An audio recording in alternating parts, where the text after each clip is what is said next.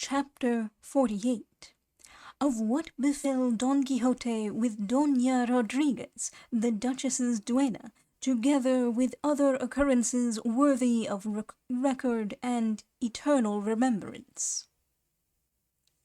Exceedingly moody and dejected was the sorely wounded Don Quixote, with his face bandaged and marked, not by the hand of God, but by the claws of a cat, mishaps incidental to knight-errantry. 6 days he remained without appearing in public, and one night as he lay awake thinking of his misfortunes and of Altisidora's pursuit of him, he perceived that someone was opening the door of his room with a key, and he at once made up his mind that the enamoured damsel was coming to make an assault upon his chastity, and put him in danger of failing in the fidelity he owed to his lady Dulcinea del Toboso. "No," said he, firmly persuaded of the truth of his idea, and he said it loud enough to be heard. "The greatest beauty upon earth shall not avail to make me renounce my adoration of her whom I bear stamped and graved in the core of my heart and the secret depths of my bowels. Be thou, lady mine, transformed into a clumsy country wench, or into a nymph of golden Tagus weaving a web of silk and gold.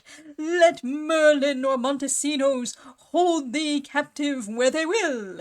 Where thou art mine, and where'er I am, I must be thine."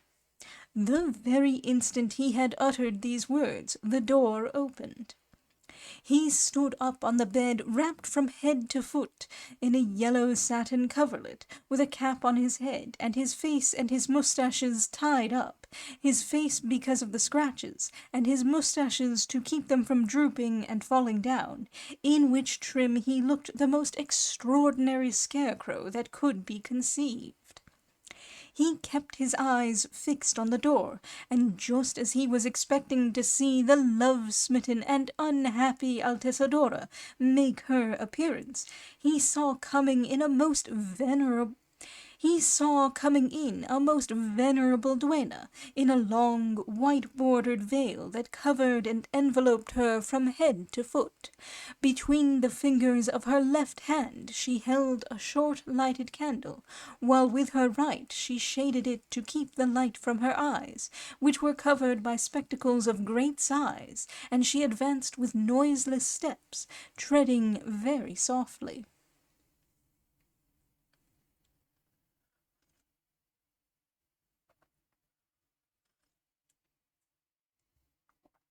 Don Quixote kept an eye upon her from his watchtower, and observing her costume and noting her silence, he concluded that it must be some witch or sorceress that was coming in such a guise to work him some mischief, and he began crossing himself at a great rate.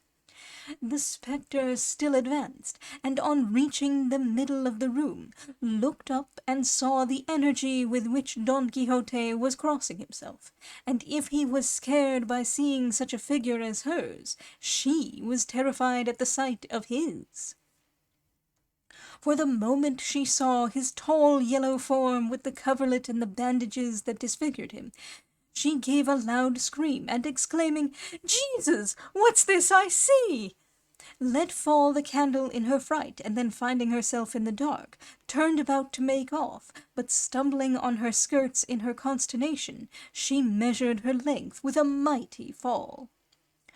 Don Quixote in his trepidation began saying, "I conjure thee, phantom, or whatever thou art, tell me what thou art and what thou wouldst with me. If thou art a soul in torment, say so, and all that my powers can do I will do for thee. For I am a Catholic Christian and love to do good to all the world, and to this end I have embraced the order of knight-errantry to which I belong, the province of which extends to doing good even to souls in purgatory." The unfortunate duenna, hearing herself thus conjured, by her own fear guessed Don Quixote's, and in a low, plaintive voice answered, "Señor Don Quixote, if so be you are indeed Don Quixote, I am no phantom or spectre or soul in purgatory, as you seem to think, but Doña Rodriguez, duenna of honour to my lady the Duchess, and I come to you with one of those grievances your worship is wont to redress."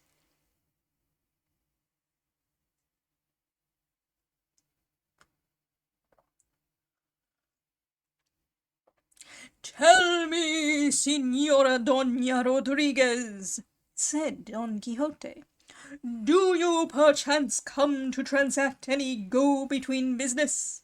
Because I must tell you, I am not available for anybody's purpose, thanks to the peerless beauty of my lady Dulcinea del Toboso. In short, Señora Doña Rodriguez, if you will leave out and put aside all love messages, you may go and light your candle and come back, and we will discuss all the commands you have for me, and whatever you wish, saving only, as I said, all seductive communications." "I carry nobody's messages, señor," said the duenna. "Little you know me. Nay, I'm not far enough advanced in years to take to any such childish tricks. God be praised, I have a soul in my body still, and all my teeth and grinders in my mouth, except one or two that the colds so common in this Aragon country have robbed me of. But wait a little while I go and light my candle, and I will return immediately and lay my sorrows before you as before one who relieves those of all the world." And without staying for an answer, she quitted the room and left Don Quixote tranquilly meditating while he waited for her. 1,000 thoughts at once suggested themselves to him on the subject of this new adventure, and it struck him as being ill done and worse advised in him to expose himself to the danger of breaking his plighted faith to his lady. And said he to himself, "Who knows but that the devil, being wily and cunning, may be trying now to entrap me with a duenna, having failed with empresses, queens, duchesses, marchionesses, and countesses? Many a time have I heard it said by many a man of sense that he will sooner offer you a flat-nosed wench than a Roman-nosed one. And who knows but this privacy, this opportunity, this silence, may awaken my sleeping desires, and lead me in these my latter years to fall where I have never tripped.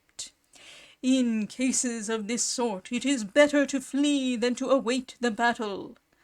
But I must be out of my senses to think and utter such nonsense. For it is impossible that a long, white-hooded, spectacled duenna could stir up or excite a wanton thought in the most graceless bosom in the world. Is there a duenna on earth that has fair flesh? Is there a duenna in the world that escapes being ill-tempered, wrinkled, and prudish? Avaunt, then, ye duenna crew, undelightful to all mankind!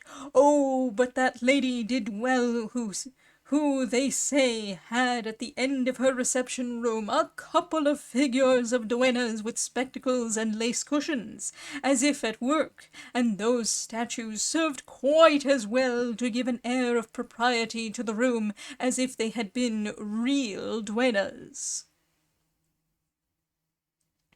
So saying, he leaped off the bed, intending to close the door and not allow Señora Rodriguez to enter. But as he went to shut it, Señora Rodriguez returned with a wax candle lighted, and having a closer view of Don Quixote, with the coverlet round him, and his bandages and nightcap, she was alarmed afresh, and retreating a couple of paces exclaimed, "Am I safe, Sir Knight? For I don't look upon it as a sign of very great virtue that your worship should have got up out of bed." "I may well ask the same, Señora," said Don Quixote, "and I do ask whether I shall be safe from being assailed and forced." "Of whom and against whom do you demand that security, Sir Knight?" said the duenna. "Of you and against you I ask it," said Don Quixote. "For I am not marble, nor are you brass, nor is it now 10 o'clock in the morning, but midnight, or a trifle past it, I fancy, and we are in a room more secluded and retired than the cave could have been where the treacherous and daring Aeneas enjoyed the fair, soft-hearted Dido. But give me your hand, Signora. I require no better protection than my own continence and my own sense of propriety, as well as that which is inspired by that venerable headdress." And so saying, he kissed her right hand and took it in his own, she yielding it to him with equal ceremoniousness. And here Cide Hamete inserts a parenthesis in which he says that to have seen the pair marching from the door to the bed, linked hand in this way, he would have given the best of the two tunics he had. Don Quixote finally got into bed, and Doña Rodriguez took her seat on a chair at some little distance from his couch, without taking off her spectacles or putting aside the candle. Don Quixote wrapped the bedclothes round him and covered himself up completely, leaving nothing but his face visible, and as soon as they had both regained their composure, he broke silence, saying, "Now, Señora Doña Rodriguez, you may unbosom yourself and out with everything you have in your sorrowful heart and afflicted bowels, and by me you shall be listened to with chaste ears and aided by compassionate exertions." "I believe it," replied the duenna. "From your worship's gentle and winning presence only such a Christian answer could be expected. The fact is, then, Señor Don Quixote, that though you see me seated in this chair, here in the middle of the kingdom of Aragon, and in the attire of a despised outcast duenna, I am from the Asturias of Oviedo, and of a family with which many of the best of the province are connected by blood. But my untoward fate and the improvidence of my parents, who, I know not how, were unseasonably reduced to poverty, brought me to the court of Madrid, where, as a provision and to avoid greater misfortunes, my parents placed me as a seamstress in the service of a lady of quality, and I would have you know that for hemming and sewing I have never been surpassed by any all my life. My parents left me in service and returned to their own country, and a few years later went, no doubt, to heaven, for they were excellent, good Catholic Christians. I was left an orphan with nothing but the miserable wages and trifling presents that are given to servants of my sort in palaces.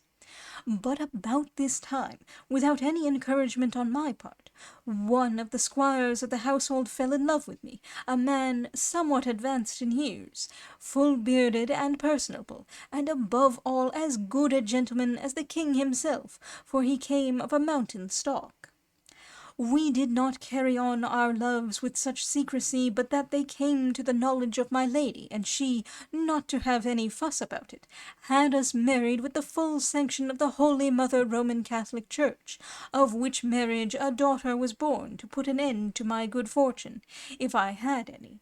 Not that I died in childbirth, for I passed through it safely and in due season, but because shortly afterwards my husband died of a certain shock he received, and had I time to tell you of it, I know your worship would be surprised."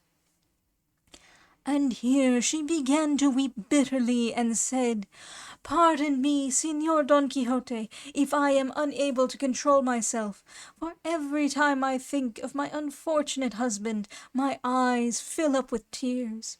God bless me, with what an air of dignity he used to carry my lady behind him on a stout mule as black as jet, for in those days they did not use coaches or chairs, as they say they do now, and ladies rode behind their squires. This much at least I cannot help telling you, that you may observe the good breeding and punctiliousness of my worthy husband.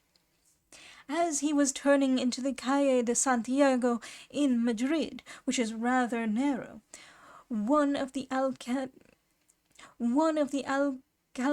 of the court, with two alguacils before him, was coming out of it, and as soon as my good squire saw him, he wheeled his mule about, and made as if he would turn and accompany him. My lady, who was riding behind him, said to him in a low voice, "What are you about, you sneak? Don't you see that I am here?" The alcalde, like a polite man, pulled up his horse and said to him, "Proceed, Signor, for it is I, rather, who ought to accompany my lady Doña Casilda, for that was my mistress's name." Still my husband, cap in hand, persisted in trying to accompany the alcalde, and seeing this my lady, filled with rage and vexation, pulled out a big pin, or I rather think a bodkin, out of her needle case, and drove it into his back with such force that my husband gave a loud yell, and writhing fell to the ground with his lady. Her two lackeys ran to rise her up, and the alcalde and the alguacils did the same. The Guadalajara gate was all in commotion. I mean the idlers congregated there.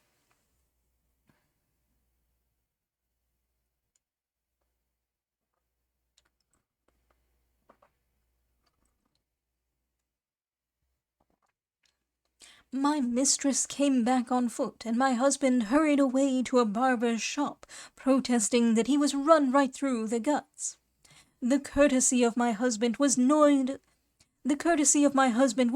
abroad to such an extent that the boys gave him no peace in the street, and on this account, and because he was somewhat short-sighted, my lady dismissed him, and it was chagrin at this, I am convinced beyond a doubt, that brought on his death.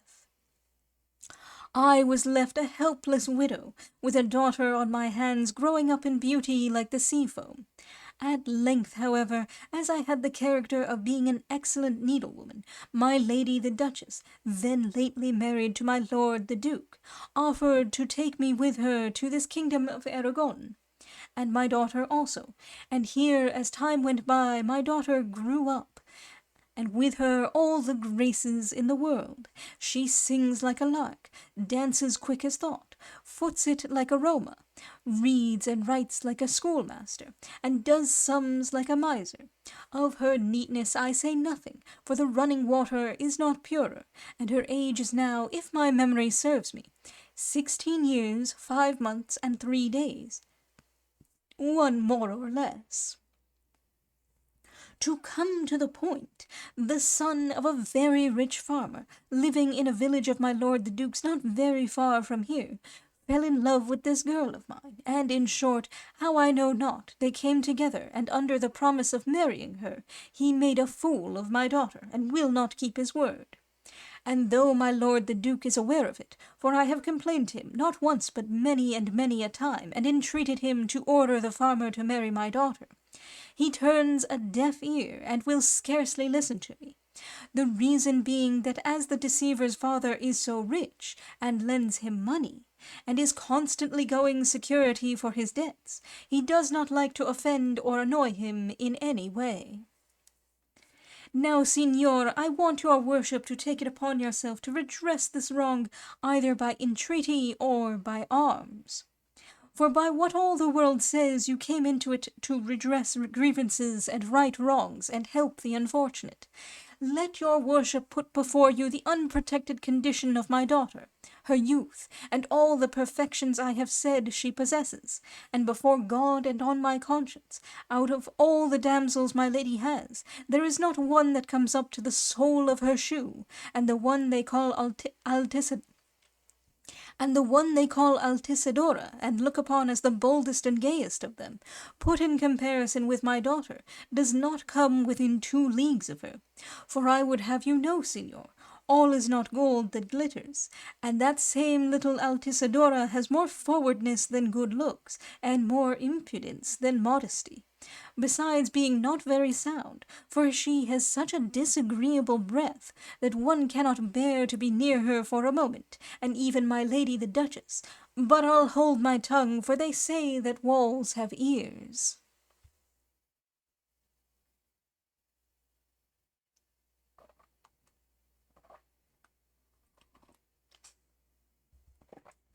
For heaven's sake, Doña Rodriguez, what ails my lady the Duchess? Asked Don Quixote. Adjured in that way, replied the duenna, I cannot help answering the question and telling the whole truth.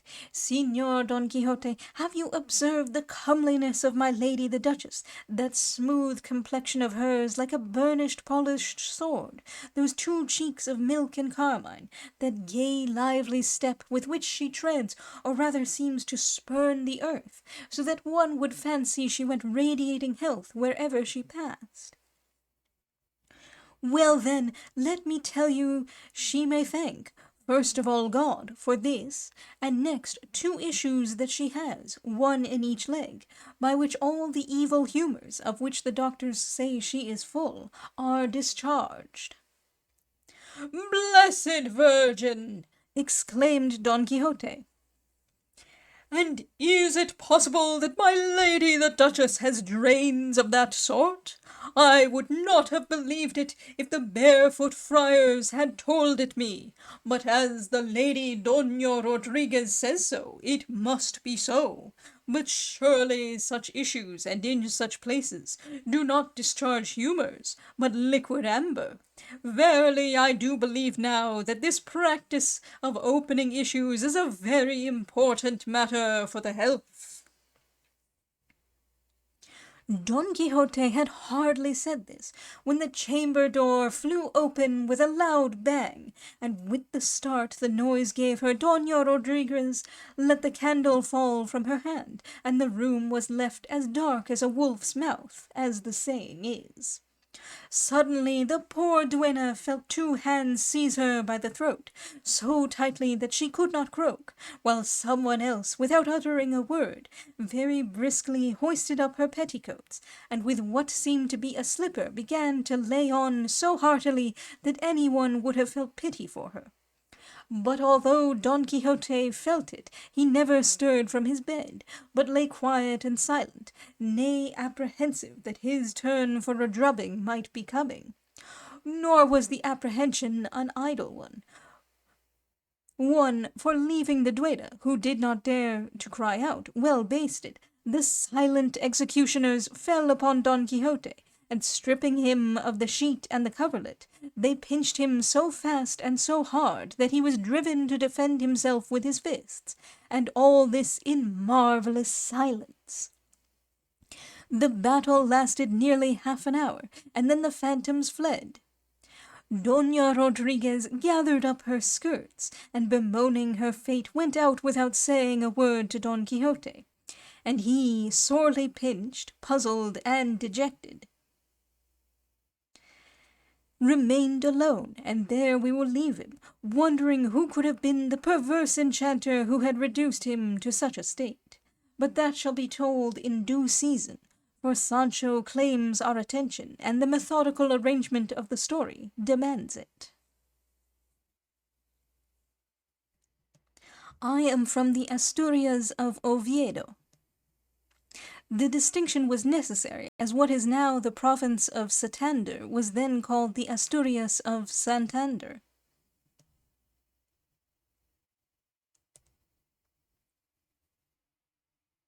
For he came of a mountain stock. That is from the Montaña, the mountain region to the north of Castile and Leon, which was the stronghold of the Spaniards in the earlier days of the great national struggle. Lope and Quevedo, who were also of the mountain stock, use much the same language.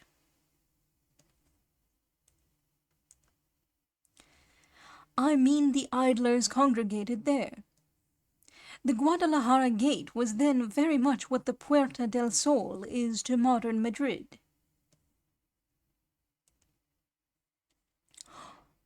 All is not gold that glitters. Proverb 161.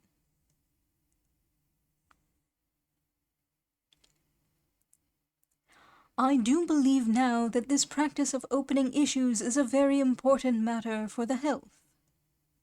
Issues were, in fact, very much relied upon as preservatives of health in Spain, just as periodical bloodletting was in England somewhat later.